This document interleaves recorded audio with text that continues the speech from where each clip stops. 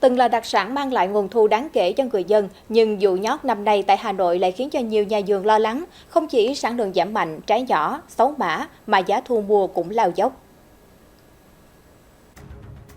Tại xã Dương Hòa, Hà Nội, nơi được xem là thủ phủ nhót, không khí thu hoạch năm nay diễn ra trầm lắng hơn mọi năm.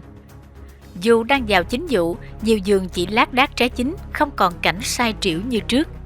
Theo người dân, do thời tiết thất thường, nhót năm nay chín muộn hơn khoảng nửa tháng và sản lượng giảm chỉ còn khoảng một nửa so với các năm trước. Nhiều trái nhỏ, dẹo, thậm chí hư hỏng, ảnh hưởng lớn đến năng suất và chất lượng. Không chỉ mất mùa, giá thu mua tại vườn cũng giảm mạnh. Nhót loại đẹp hiện chỉ khoảng 16.000 đồng một ký, trong khi những năm trước có thể đạt 25.000 đồng một ký. Các loại trái xấu chỉ bán được vài ngàn đồng một ký, trong khi đó giá bán lẻ tại các chợ ở Hà Nội vẫn dao động từ 50 đến 70.000 đồng một ký.